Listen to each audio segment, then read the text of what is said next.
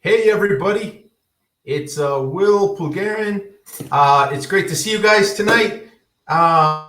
First, I know that right now there's a lot of changes going on to the AP exam. Most of you guys are out of school because of the coronavirus.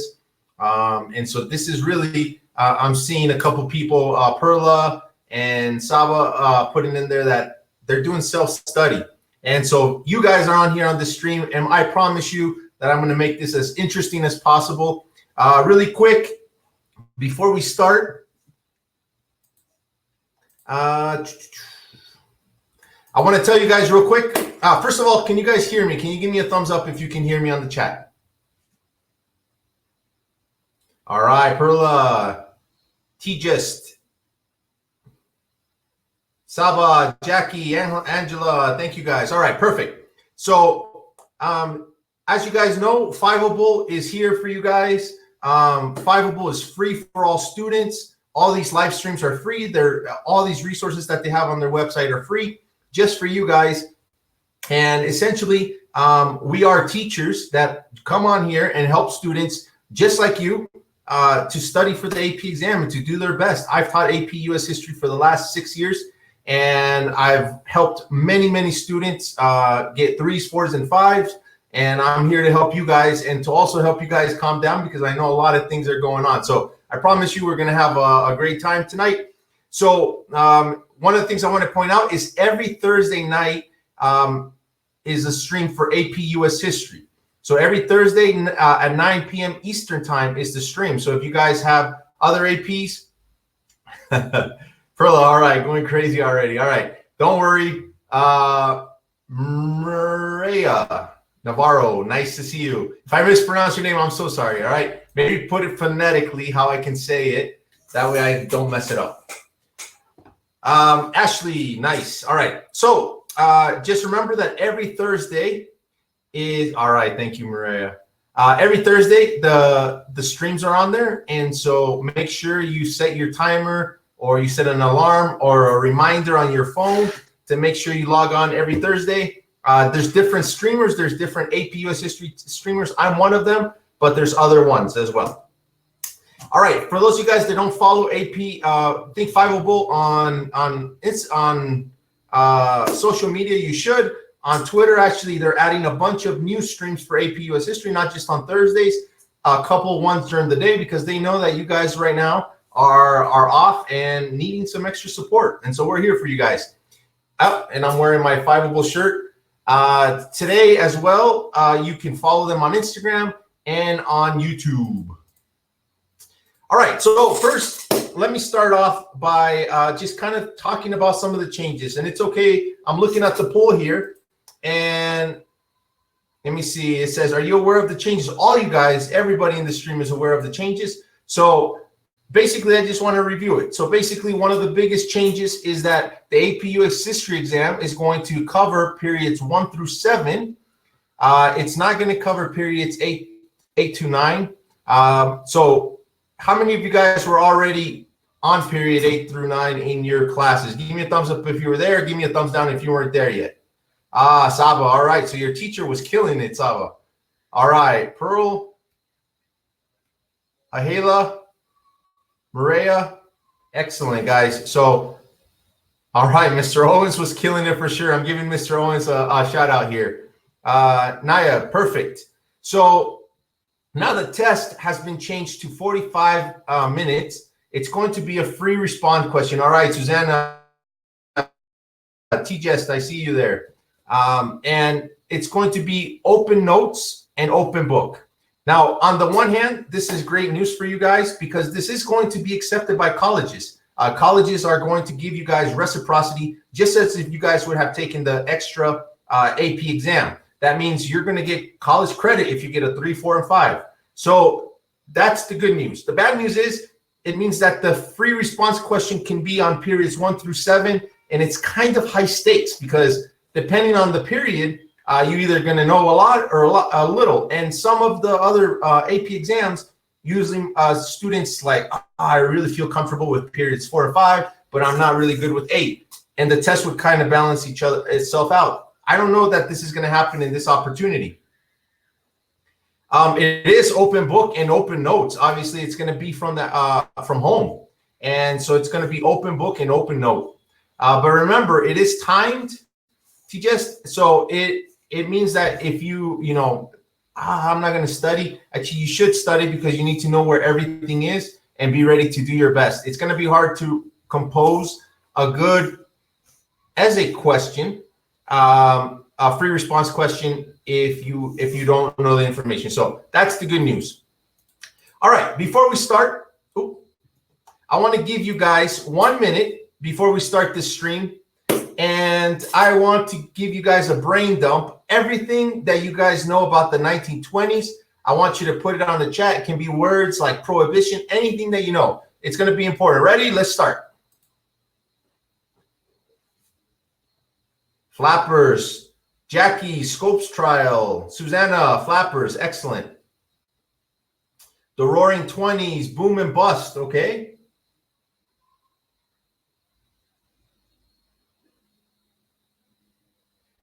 The New Deal, okay, the Depression starts. Charlotte, the New Deal is going to be 1930. You're very close. Women's rights, the 18th and 21st Amendment, very good.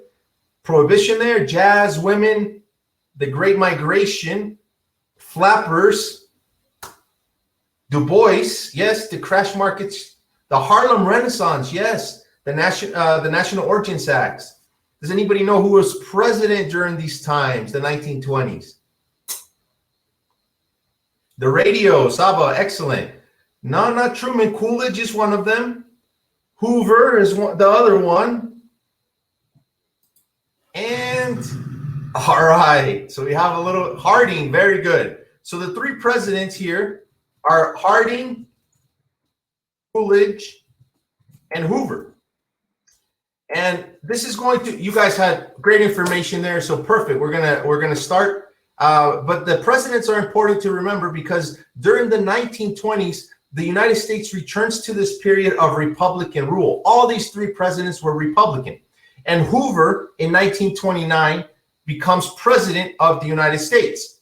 And that's where we're going to start, is with Hoover's presidency. Now, I'm going to advise you guys, one thing is studies show that when you write things down, you're way more likely to remember it. So I know you might be tempted to just take some screenshots and kind of jump in and out of there. But I'm telling you, if you write things down, information, it's going to be awesome. I have actually a document that I'm going to share with you guys for free that's going to have all this information. But I do recommend making a title here, Fiveable stream on this day and writing this down. It shows that you're way more likely to remember it. Okay, so let's start. So the stock market crash. Now all right. Yes, they will be attached to the presentation. So Chantel, you guys will have access to this. Perfect. So here's a picture of Herbert Hoover, and Herbert Hoover becomes president in 1828. He wins the election of 1828, is inaugurated in 1929, and he says in his inaugural address, "In no nation is the government more worthy of respect. No country is more loved by its people. I have an abiding faith in their capacity, integrity, and high purpose. I have no fears for the future of our country. It is bright with hope." Now, what's unique about that is that there's another event that's going to happen in 1920. Here's the president of the United States saying that the future is bright with hope. And what else is going to happen in 1929, sorry.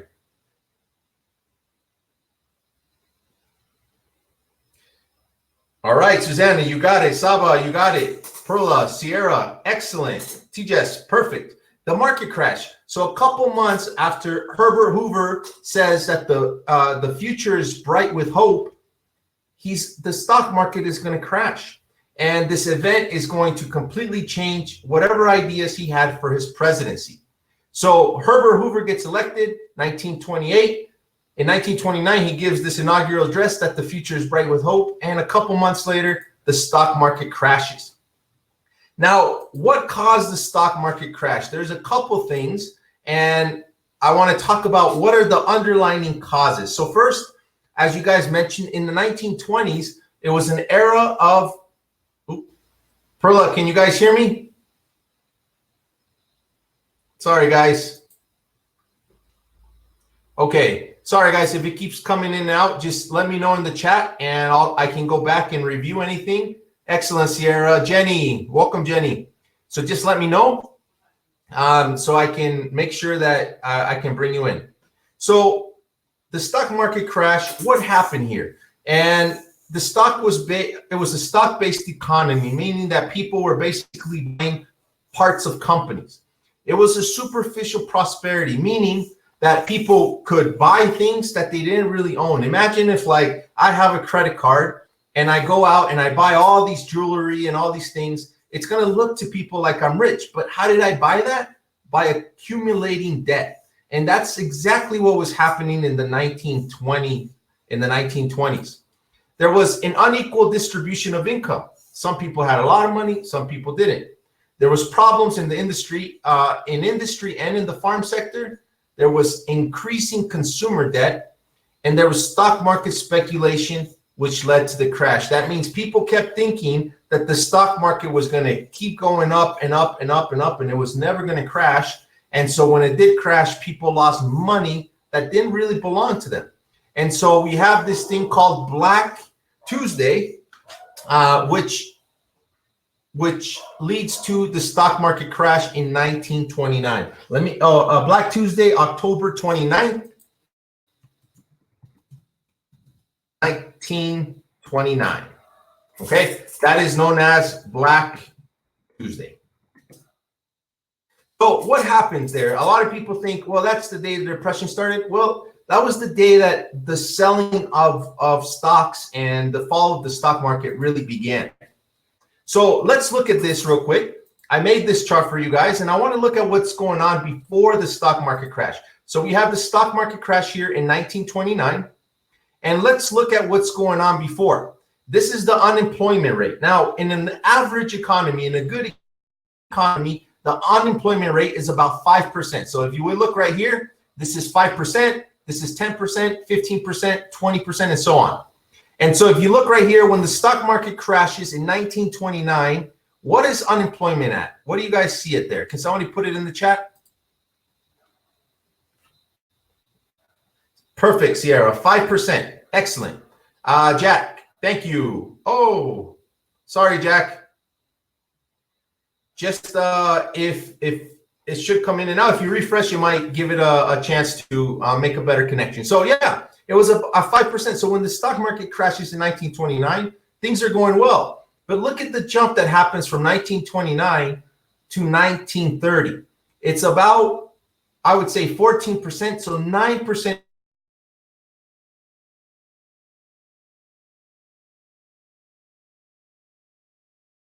are out of work. So when the stock market crashes in 1929, Herbert Hoover's president. So the question is, what is Herbert Hoover going to do? Well, let's look. Sorry, I think I made, okay. So Herbert Hoover was kind of a unique guy. He had a belief in, and these are important words that are of why Herbert Hoover failed to take care of the Great Depression. Herbert Hoover believed in this rugged individualism. This is the idea that people should succeed through their own efforts, that they should never get help or get very little help from the government. The idea is that you pull yourself up by your own bootstraps. I'm not going to do it. You're going to do it. And that's how Herbert Hoover saw. So when the stock market crashed, he kind of sat back and he said, no, people can do this. People can get themselves out. But obviously it was bigger and people started to really suffer. Hey guys, how's the pace so far? Okay? Thumbs up if it's okay. All right, perfect. Good. Thank you, Jackie. All right, Charlotte. Thank you. So he had he believed in rugged individualism. A couple years later, he had to change that approach. And he said, okay, obviously this depression is not going well, so I have to get involved. So in 1931, the year before the election, Hoover begins to appeal to Congress to pass reforms, to change things up in banking, the mortgage relief, and funnel money into business because he sees like, okay, this thing's getting worse. I have to do something. Kind of like what's going on right now with the coronavirus. People are like, oh, well, you know, what are we going to do? We have to do something because things are going to get worse. People are going to lose their houses. They're going to lose their money, mortgage. All these things are going to happen. So at some point, the government has to get involved. Then Herbert Hoover was not a very likable guy. And in 1932, he has another incident that makes him even more unlikable. And it's this episode with the Bonus Army. Now, these were veterans from World War I that showed up in the middle of the Great not in the middle of it, but at the beginning of the Great Depression, 1932. About 10 to 20,000 of them showed up in Washington, D.C., and they were demanding a bonus check. They fought in World War I. They said the government promised us pay, and they never delivered. So they go all the way to Washington, D.C. And think about this. These were people that fought in World War I. These are veterans of the United States. And Herbert Hoover wants nothing to do with them. He's like, I'm not going to talk to them. I'm not going to deal with them. And he actually sends U.S. troops to disband them, disband this bonus army. And the troops they attack and gas these people, and more than 1,000 people die. And so, I'm sorry, they attack with more than 1,000 people, not 1,000 people die. I'm sorry. Not that many people died. But exactly, Jaslyn, that looked extremely bad for the president. Here's Hoover already struggling. And now the worst thing you can do is attack veterans. And that's exactly what he did. And he attacked veterans. I'm going to look real quick. I got to get the exact number of the bonus army because now it's going to bother me if I don't get it.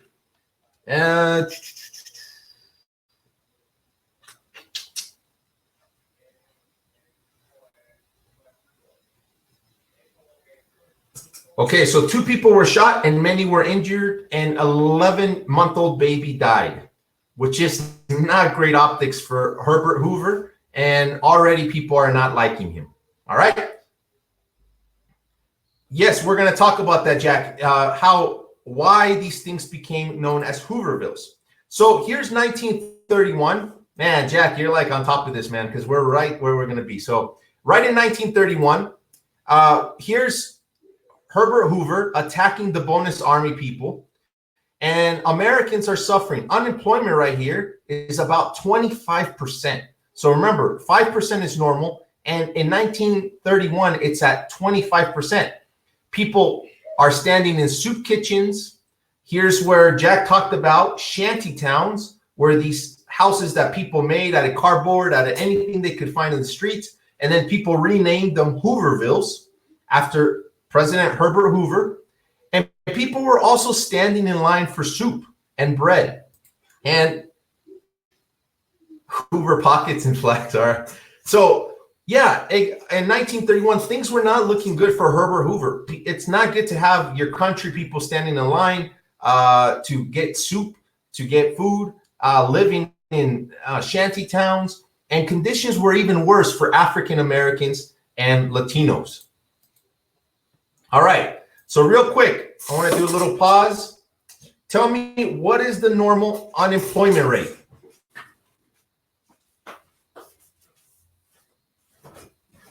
Okay, perfect, 5%. What is rugged individualism, what Herbert Hoover believed? Just a quick definition. Exactly, perfect. Jackie, you got it. People should pull themselves up. The government should not be helping them to do that themselves. Who were the 3 presidents in the 1920s? Charlotte, exactly. Pull yourself up by your own bootstraps, little government. Harding, Coolidge, and Hoover, perfectly. Now, this is why it's going to be important. For the entire 1920s, the decade of the 1920s, 3 Republican presidents were in charge. And now we get to this election in 1932. And this is kind of what's happening now with Donald Trump. Now, I hate to bring everything back, but we're kind of living through a very, very unique moment in time. That it's really hard to get reelected when unemployment is high. And because if unemployment is at 5%, it's a great economy. Things are going well. As unemployment climbs, it gets harder and harder to become be reelected. And Herbert Hoover in 1932, unemployment was about 37%. 37% of the people were unemployed. Exactly. He just has it. That's not good. And he's running against a guy who, by all means, is a better speaker than he is. And Mahfouz, hey, welcome back, my friend. Welcome back. All right. The reason they didn't put it on the stream is because they know that, you know, so many people would come on this stream that it would crash Fiveable. No, I'm just kidding, guys. No, it's so awesome to be with you guys tonight. I can't tell you how awesome it is. So anyway, I want to go back to the election 1932. The election 1932, Saba, I don't think so. You're too nice. All right. So the election in 1932 showed that Americans were ready for a change because because of the Great Depression, people were suffering from a lack of work, food, and hope. And so here we have Herbert Hoover from the Republican Party running against Franklin D. Roosevelt from the Democratic Party. Now, although Republicans nominated Hoover, he was the sitting president after all, they recognized that he had little chance of winning. And so FDR won the election in 1932, capturing nearly 23 million votes to Hoover's 16 million. And back then, that's it, Derek. I love it. You have nothing to fear but fear itself. And Jack, thank you guys for being here. Oh, man, you guys. All right. All right. So here's one of the most famous pictures is in 1932, you got elected in November and you were inaugurated in March. So that was 4 months of waiting. And people were ready for FDR, Franklin D. Roosevelt, I'm going to call him FDR, was to take charge. And Franklin Roosevelt became the 32nd president, but 4 months would pass between his victory and his inauguration. Eventually, the 20th Amendment, so this is important, the 20th Amendment moved presidential inaugurations to January. Why? Because people realized that waiting 4 months after an election is way too much because they felt it with Roosevelt. So now here's a famous picture of Herbert Hoover on this side and Franklin Roosevelt on this side. And this is the day Franklin Roosevelt is getting inaugurated. And I really love this picture, this cover of the New Yorker, where it has Herbert Hoover with like a skull in his face. And here's Franklin Roosevelt with a smile. And what do you think? I mean, think about the time that's happening. Think about the time that's happening with that in the Great Depression. And for this person to have a smile, what do you think that communicates to people? Think about it. This is a depression. It provides hope. Sierra, exactly. It's hopeful, Charlotte. And so this is why this cover is so important, because people are saying, look, things are bad. And here's this guy, FDR, with a smile. Camilo, welcome to the stream. Awesome. So now Franklin Roosevelt becomes president, and he's going to implement the New Deal. All right. So let's look at FDR's New Deal. First, where does this word come from? It comes from one of his speeches when he says, I pledge to you, I pledge myself a new deal for the American people. And this word New Deal becomes the name of his new program. He says the test of progress is not whether we add more to the abundance of those who have much. It is whether we provide enough for those who have too little. And so Franklin Roosevelt here is going to take a different approach than Hoover. Hoover was more hands-off. FDR is going to be more hands-on, and that's going to make a huge difference. Now, real quick, what is the unemployment rate when FDR becomes president here in 1933? Approximately. I know it's kind of hard to see.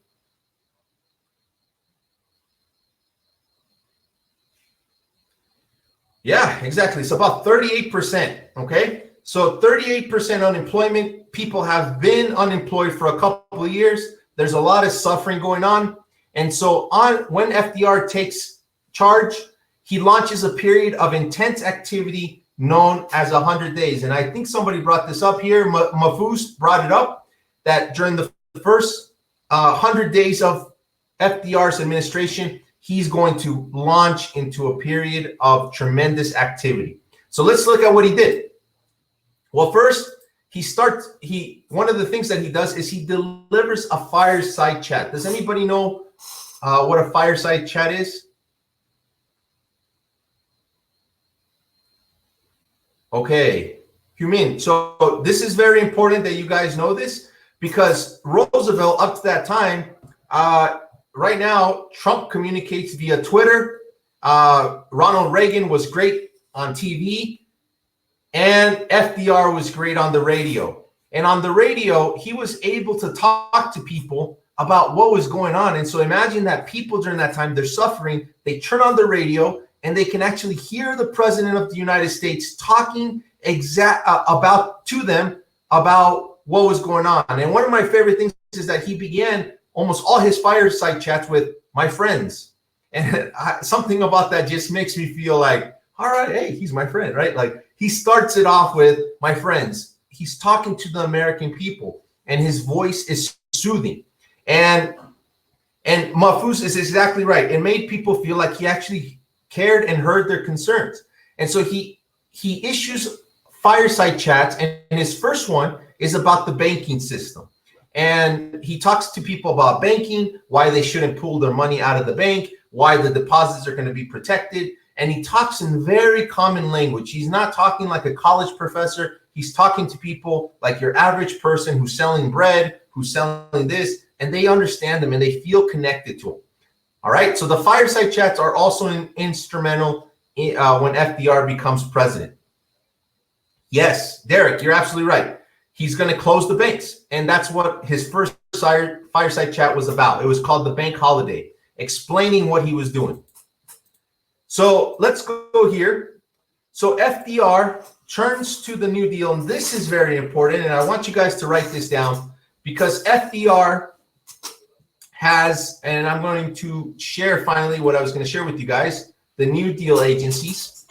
If you guys see right below me, there's a couple, there's a handout there, and these are the New Deal agencies that you guys can get. All right, so FDR's New Deal is comprised of the 3 R's, and this is a great way to remember it, okay? First, he wanted to provide relief, immediate action to halt the economy's deterioration. He wanted to help people recover, and he wanted to reform. Correct. Perla, it was just one banking holiday. Correct. It was just one day. That's a great question. And he did that because he wanted to make sure that the day that they opened, that the next day only the banks that had money would be okay. Let me take a drink here.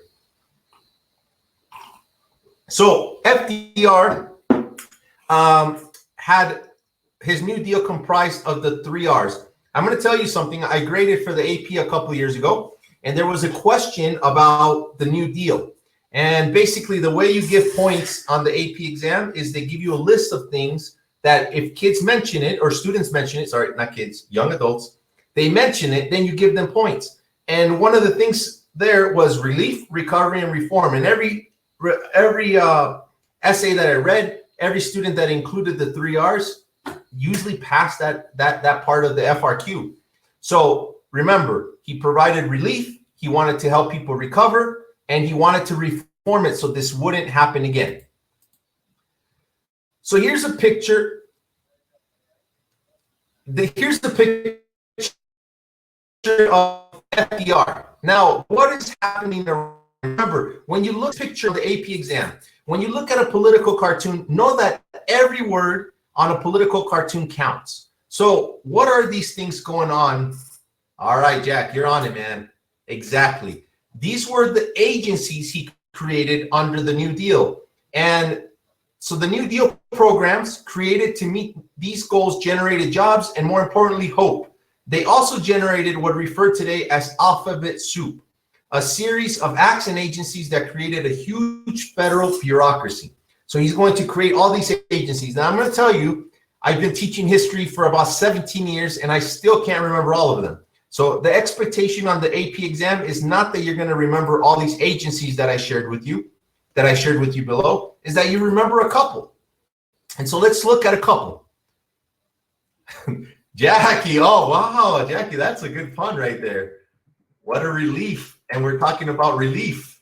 That's pretty good. All right. That's pretty good. So at least remember a couple. All right. So when we talk about companies, agencies under the New Deal that were there to provide relief, we can talk about the Civilian Conservation Corps. The CCC provided jobs and relocated for young men in rural settings. So basically what FDR does is he tries to just create all these things to put people back to work, to help people recover, and then to change the system. And so the CCC is an example of that. The WPA, the Works Progress Administration, this agency provided jobs to young men to build schools, hospitals, and other public works. The TVA, the Tennessee Valley Authority, the TVA provided jobs building dams and improving existing ones so that electricity could be brought to the rural areas of the country, particularly the Deep South. So these three agencies are three things that you can remember for relief. Recovery. So how do you help people recover that they've lost their job, they lost their house? First, he passed the FHA, the Federal Housing Act. This act helped repair, rebuild, and insure older homes. So people could stay in their home, fix them up, and bring plumbing to them and so on. The AAA, Agricultural Adjustment Association. The AAA limited farm production to help raise prices, paid for taxing food processors, declared unconstitutional. Okay, we're going to talk about that because the court is going to come on a little bit later. The NYA, the National Youth Administration. The NYA helped keep youth in school with 500 and helped in colleges and 600,000 in high schools. The reforms. So how did they change the system to ensure that this would never happen again?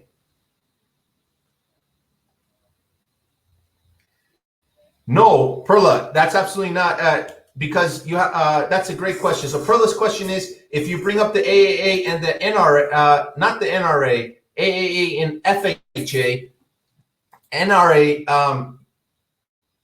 yeah, me too. I always think about that as well. It's a good way to remember it. AAA is for recovery, and they help you recover. I don't know. There's got to be some way to remember it. So the FHA,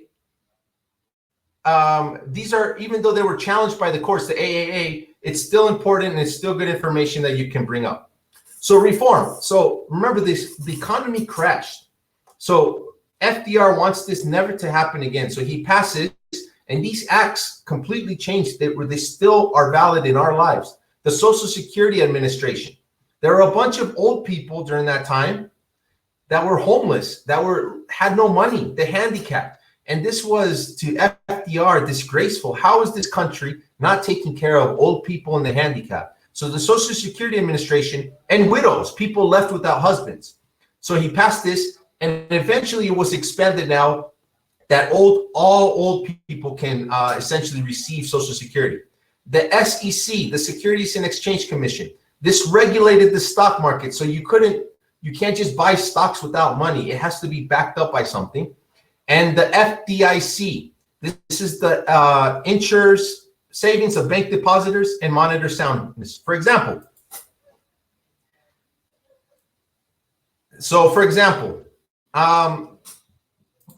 if I go to a bank and the bank goes bankrupt because they run out of money, the FDIC protects my money, and the government backs up the loan. So for example, if you give your friend $100 and you say, hey man, I need you to pay me back. And he says, I'm good for it. Plus, if I can't pay you back, my parents got you. And their parents have really good jobs. Are you going to feel a little bit more secure that he's going to pay you back? Well, that's kind of a self-evident question. Yeah, you're going to feel more secure. Sorry, guys. That might not be the best example, but you see what I'm saying. Is when somebody is backed up by something, you feel more confident. No, it doesn't stop people from using credit, but it does allow the SEC does control people from essentially how would I say it, like making fraudulent purchases, making information up, and so on. There was a senator a little while ago, this just happened right before the coronavirus, that he got a tip that basically that the stock market was going to fall, and he sold off a bunch of his stocks.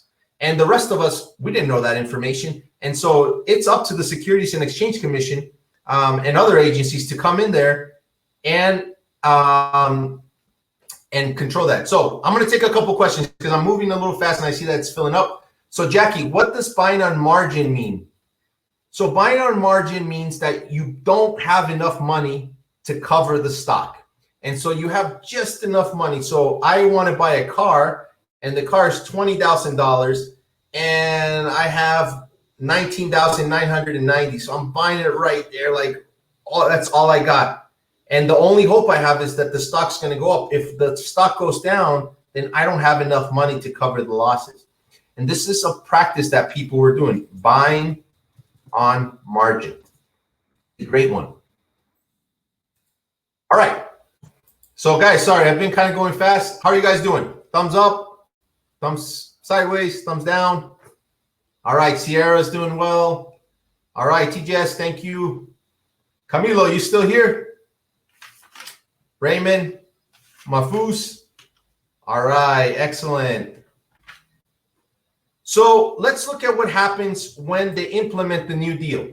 So FDR implements the first New Deal in 1933. We said unemployment was about 37%. We have the 3 R's. What are the 3 R's?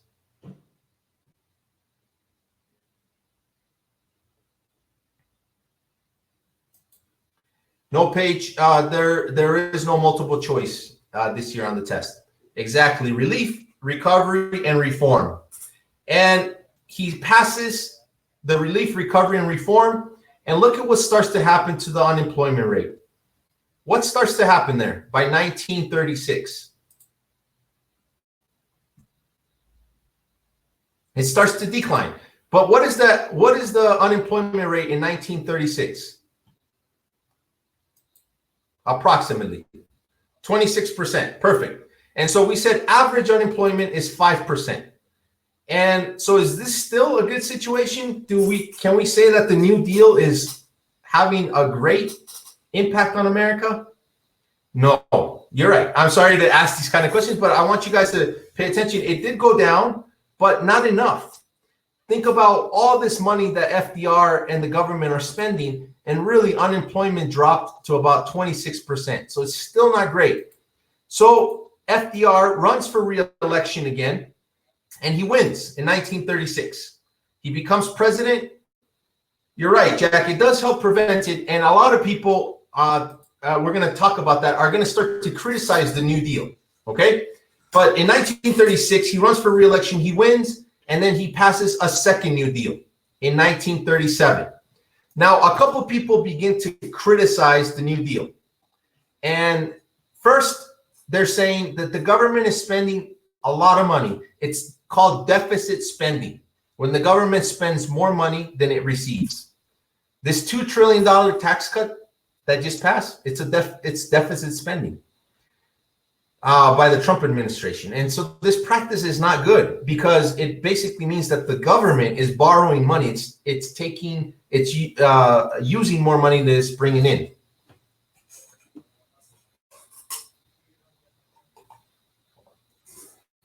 When challenged with that, FDR said, well, deficit spending is a necessary evil to be used as only during times of great economic crisis.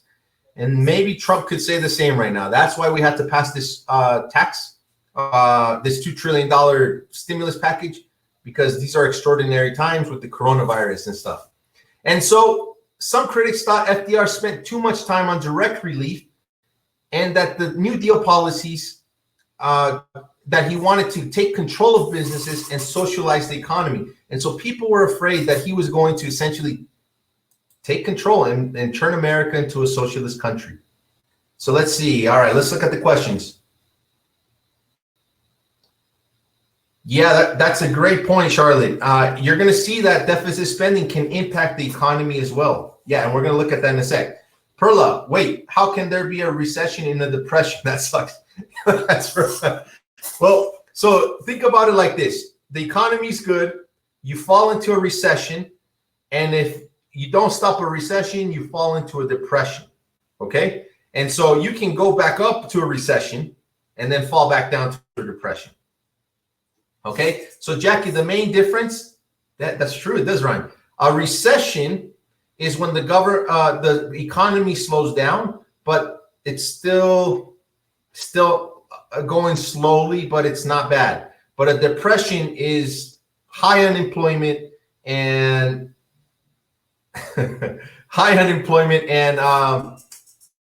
and other effects like foreclosures and so on.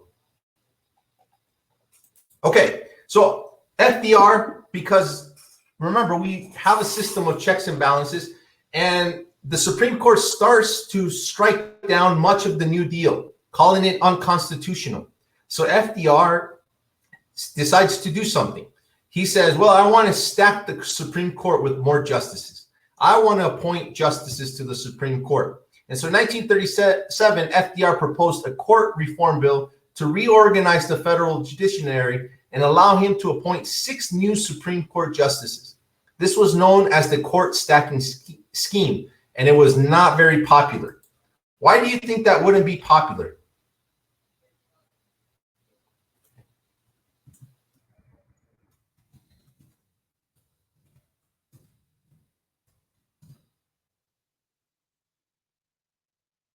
Oh, Perla, look at that. I put exactly what you put. It messed up with the system of checks and balances, too much influence. It's basically the president, Perla, good job, taking over and trying to take control of the other branch of government. Susanna, exactly, it's too much influence. Then you have 3 people that come out and they begin to criticize them. First is Father Charles Coughlin, who turned against the New Deal, and because it did not nationalize the banks and it did not guarantee an annual income. And so far, Father Charles Coughlin says the New Deal doesn't go far enough. So FDR is getting criticism from this side, from his own constituents, the left, the Democrats. Dr. Francis Townsend believed the New Deal did not go far enough to help the elderly. And finally, Huey Long proposed a share of wealth program that would give every American something. And so people are criticizing FDR now, saying he's not going far enough. The Supreme Court saying you're going too far. And so FDR is kind of stuck in this not very good position. So we got we got about 12 more minutes, guys. You guys hanging in there? They were demagogues. Oh, that's a great question, Perla. You know what? I don't know. That's a good question. Wow. All right, yeah, Mahfouz. The fact that he wanted to appoint liberal judges, he knew what he was doing. You're right. Absolutely. All right. So, guys, hang in there with me. 12 more minutes. And if you haven't gotten the New Deal agencies below, make sure you get that so you can have for your study notes. So FDR wins election, and he passes the second New Deal. And look at what happens here. Unemployment is about 22%. And then look at what happens in 1938. Unemployment goes up. And it goes up to about 27%. And so people start to wonder, what's happening? We're spending all this money. Yes, I'm going to share the slides with you. Let me see if I can do that right now.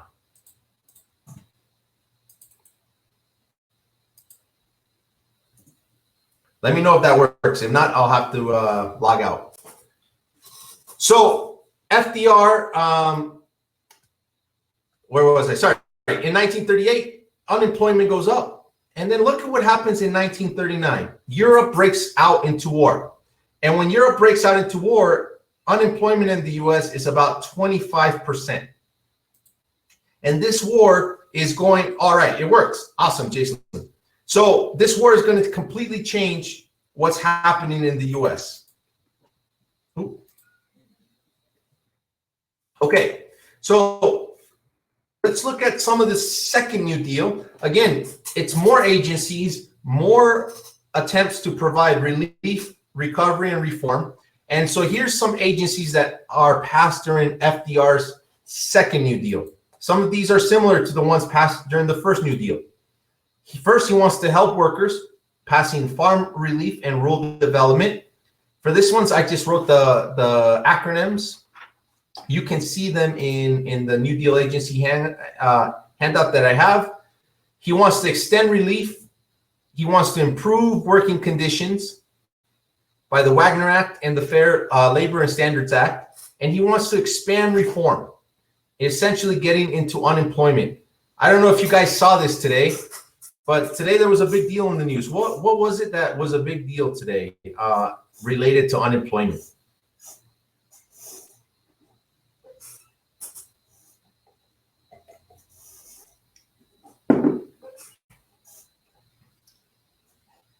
Yeah, I mean, today,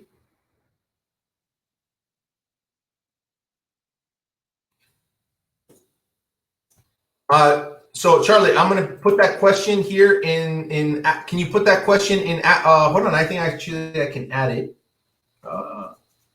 There we go. I'm going to post that in the posted questions because that's a great question. We can come back in a second.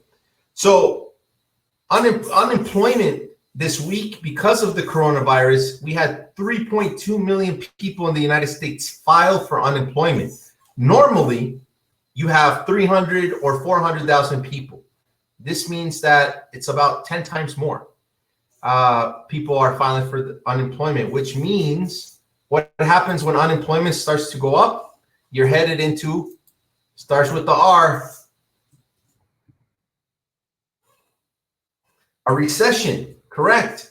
And if a recession continues, then you fall into a depression. And so this is what's happening in the United States as we're living. So all these things that FDR had to deal with, high unemployment, stimulus, and all this is things that we're living in right now. So that's why when you see it today, and there were 3.2 million people that lost their jobs in the United States, you know that we're headed towards a recession. And I know that's depressing, but it's the truth. And unless they get rid of the coronavirus in the week, which doesn't look like it's going to happen, to just the truth hurts. It does hurt. But we're all in this together, guys. Don't worry. We're all in this together. It is worrisome. But what I'm trying to do is really relate what's happening now to what happened with FDR, because you can see a lot of parallels. History is about seeing, like, how does the past help us understand what the present. And so when you see Donald Trump and you see the Congress right now passing a stimulus package, is because they're trying to avoid this. They're trying to avoid falling into a recession and then a depression. All right, so essentially we're almost done here, and then I'm going to take some questions. And actually I want to challenge you guys, because I don't have Charlotte had a question about the Glass-Steagall Act. If somebody can put an answer on there for her, then we can come back to it at the end. I'll task it to somebody, and then we'll come back at the end. So look at what happens in 1939. We have dictators fighting all over Europe. The United States does not want to get involved, but Hitler is going all through Europe and taking over Poland, taking over France, and the United States is kind of hands off. But it does start to send supplies to Britain. And so its economy does slowly start to churn out supplies. And so in 1940, look at unemployment. In 1941, the United States gets attacked by Japan. And does anybody know where we got attacked? Pearl Harbor. Exactly. All right. So you're right. This is a great point right there, Jack. We were in isolation from 1939 to 1941. In 1941, the United States is attacked by Pearl Harbor. The United States declares war on Japan, and it declares war on Germany, and the entire economy turns to the war effort. And then look at what happens to unemployment when all of a sudden, all those factories, all those women, all those men that were sitting there unemployed are now making machine guns. They're fighting in the war. They're making their doctors, their medics. Look at unemployment. What is it in 1942? Jack, I'm going to publish this answer Jack put here because this is exactly right. World War II is what gets us out of the depression. And so there's a lot of speculation, and I'll go back because we're almost done here, guys, was the New Deal worth it? So if you look at the New Deal, actually, you know what? I want to take a volunteer, a brave young man or woman to come onto the stream and just talk to me real quick. Do you think the New Deal was worth it? Did FDR's New Deal get us out of the depression? Any brave person want to come on the stream? Come on, guys. Thumbs up. Yes, I can bring you on the stream. Okay, Sierra, would you be willing to come on here and talk about it a little bit? I have a couple questions for you. Come on, guys, cheer somebody on.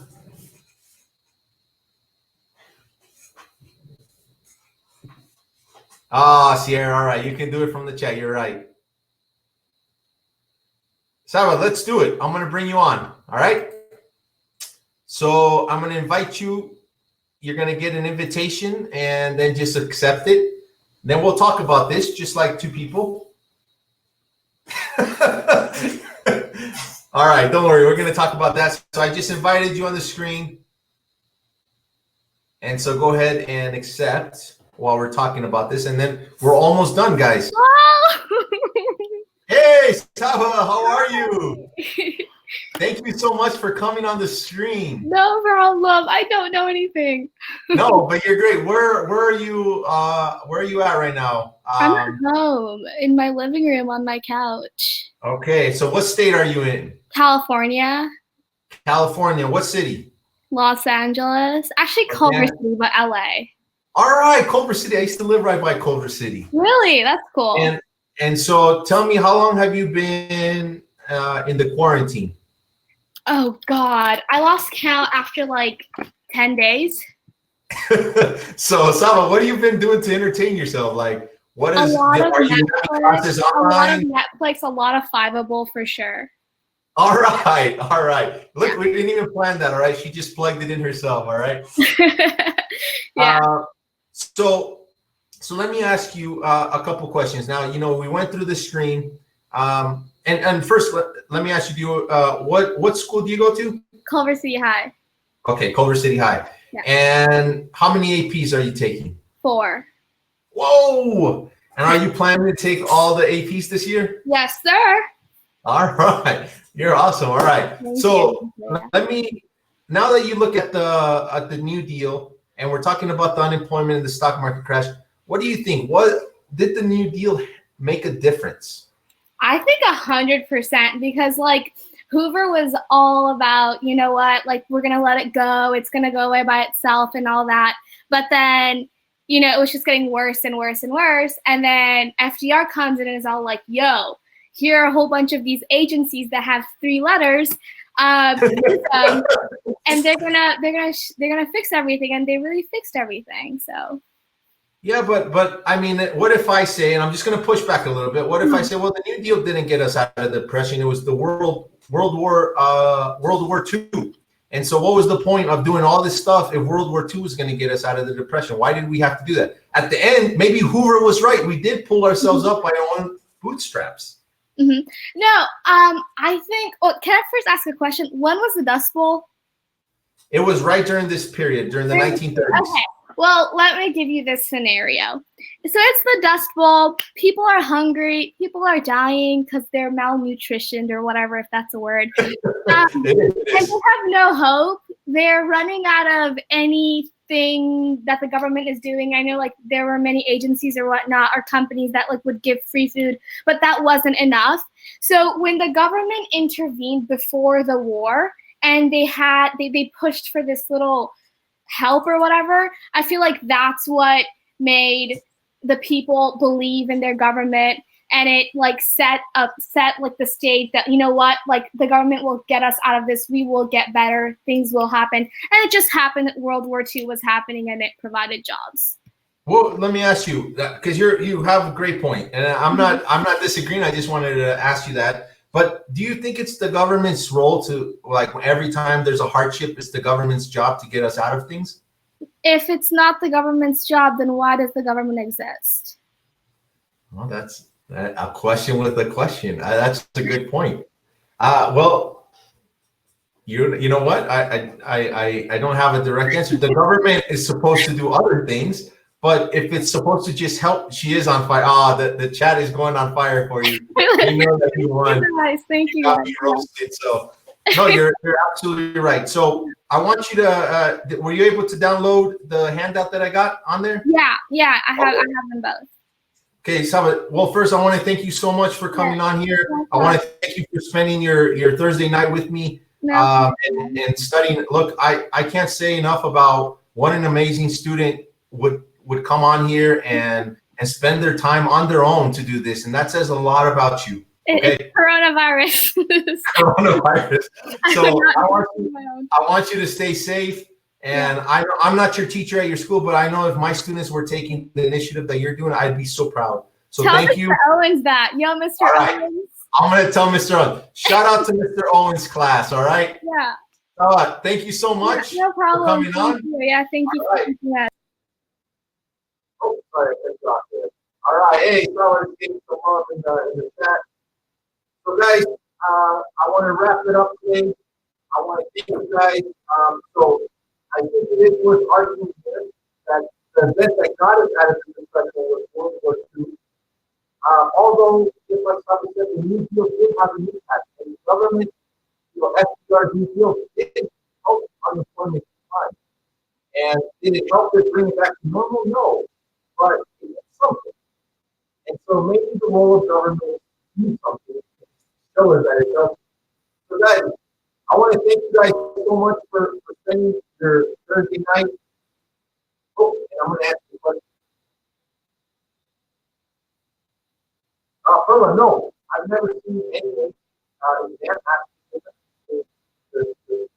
and a lot of times, the programs just go into each other, so they were renewed in the second year. Okay?